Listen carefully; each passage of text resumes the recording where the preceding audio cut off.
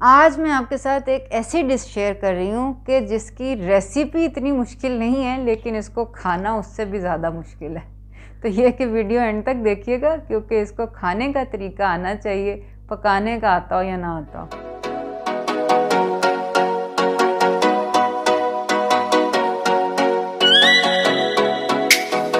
अस्सलामुअलैकुम वरहमतुल्लाहि वबरकातुहू। हीलिंग हिजामा क्लिनिक से मैं डॉक्टर अस्मा महमूद हूँ। और कुछ भी कहने से पहले हमारा चैनल सब्सक्राइब कर लें और साथ दिए गए बेल के आइकन पर भी क्लिक कर लें, क्योंकि हमारे चैनल के ऊपर सेहत और ग़िज़ाइयत के बारे में वो मालूमात शेयर की जाती हैं जो साइंस और जदीद रिसर्च से साबित शुदा है।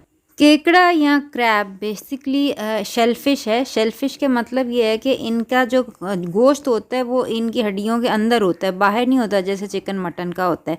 बहरहाल श्रिम्प्स और लॉबस्टर्स, प्रॉन्स ये आपको मिल जाते हैं आराम से, अगर आप मछली मंडी से लें तो भी, और अगर आपने फ्रोज़न लेने वो भी आपको मिल जाएंगे बड़ी दुकानों पे। पर ये मैंने एम्पोरियम की जो है वहाँ से मैंने ये क्रैब लिया है। और क्रैब आपने देख लेना है कि जितना बड़ा होगा उतना अच्छा होगा, क्योंकि उसके अंदर मीट यानी गोश्त है वो उतना ज़्यादा होगा। दूसरे नंबर के ऊपर जब आपने केकड़ा या क्रैब लेना है ना, तो उसको पानी में नहीं डालना, आपने उसको किचन टॉवल के अंदर डाल के खुश्क कर लेना, क्योंकि जब आप इसको काटें तो फिर ये स्लिपरी होता है, ये स्लिप ना हो।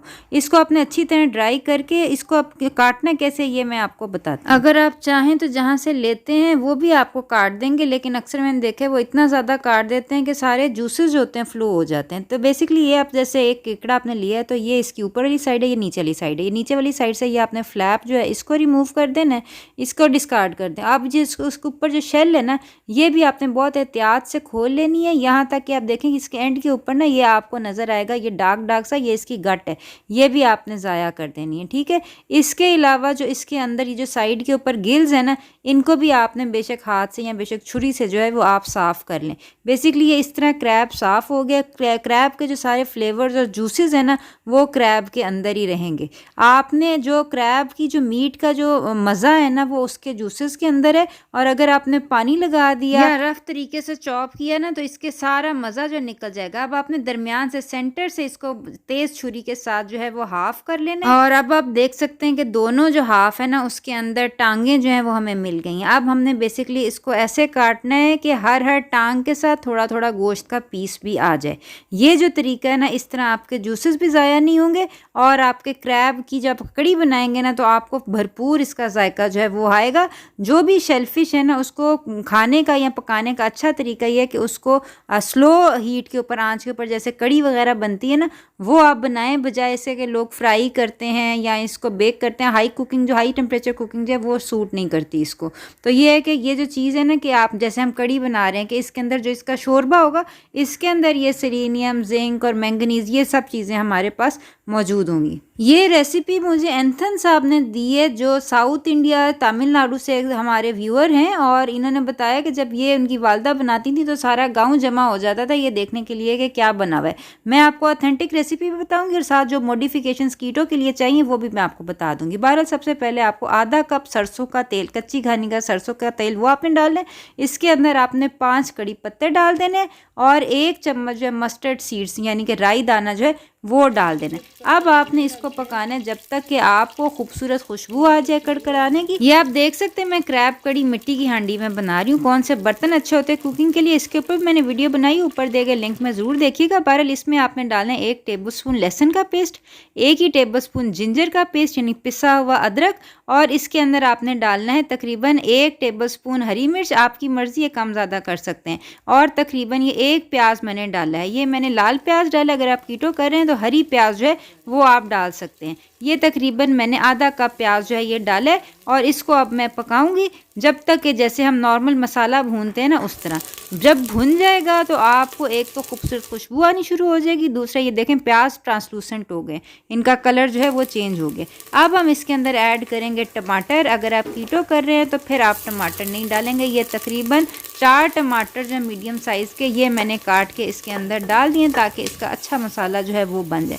अब अगेन फिर आपने इसको भूनना शुरू करना है, और जब आपका तेल मसाले से अलहदा हो जाए तो मतलब ये भुन गया। अब आपने डालना है 1 टेबलस्पून धनिया पाउडर और 1 टीस्पून खटाई पाउडर। अगर आपने टमाटर नहीं डाले हुए ना तो आप कीटो के अंदर खटाई पाउडर जो है वो डाल सकते हैं। इसके अलावा डालना है आपने 1 टीस्पून पिसी हुई काली मिर्च, अगर फ्रेश पीस लें तो बहुत अच्छी बात है। और फिर से जब भुन जाए मसाला तेल तेल छोड़ दे तो आपने डालना है 1 कप कोकोनट मिल्क। ये तकरीबन 200 ml बनता है। कोकोनट मिल्क आपने देख लेना उसके अंदर एडिड शुगर्स ना हो, क्योंकि अक्सर जो बाज़ार से मिलते हैं ना उसके अंदर शुगर्स एडिड होती हैं। ये ऊपर दिए गए लिंक के अंदर ना आप देख सकते हैं कि किस तरह आप अपना चेक कर सकते हैं कि कोकोनट मिल्क उसके अंदर एडिड शुगर्स हैं या नहीं है। बहरहाल इसके अलावा आपने इसके अंदर डालना है तकरीबन 200 ग्राम खोपरा। ये इंडियन पाकिस्तानी कुकिंग की जो स्पेशलिटी है ना वो यही है कि आपको मसाले डालते हैं और फिर उसको भूनते हैं हर स्टेप के ऊपर जब तक तेल अलहदा हो जाता है, इसका मतलब है भुन गया। अब इसी तरह हमने इसको भूनना शुरू कर देना और जब आपको लगे कि तेल अलहदा हो गया तो अब ये वो टाइम है कि जब आपका मसाला बन गया, ये ग्रेवी है हमारी, इसके अंदर अब हम अपना केकड़ा जो है, क्रैब मीट जो है वो डाल देंगे। ये मेरे पास तकरीबन आधा kg क्रैब है जिसको मैंने काटा था शुरू में, और इसी के साथ हम इसके अंदर डालेंगे तकरीबन 1 कप इमली का पानी। इमली का पानी या इमली का पेस्ट बनाने के लिए आपने इमली रात भर भिगो देनी है और सुबह जो है वो आपने उसके अंदर से गुठलियाँ निकाल के तो ये आपके पास इमली का पेस्ट तैयार हो जाएगा। बहरहाल ये इमली का पेस्ट डाल के आपने इसको ढक के तकरीबन 20 से 25 मिनट रख देना। और अब जब अपनी हांडी के ऊपर से आप ढकना हटाएंगे तो बहुत खूबसूरत खुशबू आपको मिलेगी। इसके अलावा आप देख सकते हैं कि क्रैब का कलर जो है चेंज हो गया और ये जो ग्रेवी है ना ये रिच है। मैंगनीज, फॉस्फोरस, जिंक, आयोडीन, ये सारे मिनरल्स इस ग्रेवी के अंदर है। अगर आप चाहें तो खाली ये जो ग्रेवी है ना इसी को ही खा लें तो ये भी बहुत ज़्यादा न्यूट्रिशनल वैल्यू है, लेकिन आपने इसको खूबसूरत डिश के अंदर निकालना है। और मैं आपको बताती हूँ कि जो क्रैब मीट है इसको आपने मीट कैसे निकालनी है इन हड्डियों के अंदर से। देखें, इसमें कोई शक नहीं है कि क्रैब या केकड़ा खाना मुश्किल है, टाइम कंज्यूमिंग है, लेकिन ये रिसर्च से साबित शुदा है और नीचे दिए गए डिस्क्रिप्शन के अंदर आपको ये लिंक्स जो हैं ये मिल जाएंगे जो मैं बात कर रही हूँ कि 1 महीने के अंदर अगर सिर्फ 7 औंस क्रैब या शेलफिश जो है वो जो लोग खाते हैं उनके अंदर 60% कम होता है इंसिडेंस हार्ट अटैक का। तो ये है कि जो लोग दिल के मरीज़ हैं उनके लिए बहुत अच्छी बात है कि अगर वो हफ्ते में 1 दफ़ा क्रैब मीट या कोई भी शेलफिश जो है वो खा लें। बहरहाल इसको आपने अपनी खूबसूरत डिश जो है उसके अंदर निकाल लेना है और एक टांग जो है ना वो आपने उठानी है। टांग के ऊपर जो है वो जो गोश्त है वो तो आप खा लेंगे, लेकिन जो जॉइंट है ना वहाँ जॉइंट से आपने इसको तोड़ना है। जब आप इसको जॉइंट से तोड़ेंगे तो आपको इसके अंदर एक कार्टिलेज जो है ना, एक हड्डी सी जो चीज़ है, मुर्कनी हड्डी जिसको कहते हैं, वो मिलेगी। वो आपने ना खींच के निकाल लेनी है। अब बाकी जो है ना आपकी टांग, इसके अंदर सिर्फ़ और सिर्फ मीट है। अब वो जो मीट है ना वो निकालने के लिए आप चाहें तो लेग क्रैकर भी मिलते हैं, वरना ये है कि आप मुंह के अंदर डालें और आपको कड़च की आवाज़ आएगी और आपकी ये जो है ना लेग, ये टांग जो टूट जाएगी। इसके अंदर से जो मीट है ना वो आप निकाल सकते हैं जितना, इसलिए मैंने कहा था जितना बड़ा आपका क्रैब होगा ना उतनी आपकी मीट जो है वो आप आसानी से निकाल लेंगे और उतनी ज़्यादा क्वांटिटी ऑफ मीट होगी। बाकी ये कि ग्रेवी जो है वो आप चम्मच से भी ले सकते हैं और ये है कि ये बहुत मज़े की ग्रेवी है, बहुत मज़े की मीट होती है। ये मीट जो है ग्रेवी में डिप कर कर के खाएँ, बहुत बहुत मज़ा आएगा। एक दफ़ा आप इसको टेस्ट करेंगे ना तो आपको बहुत बहुत मज़ा आएगा और ये आप कोशिश करेंगे कि आप हफ्ते में 1 दफ़ा तो ज़रूर बना लें और जब आप फारिग हों तो अपने प्यारों के साथ मिल बैठ के जो है वो खाएं। तो ये बनाइएगा और बताइएगा कैसी बनी।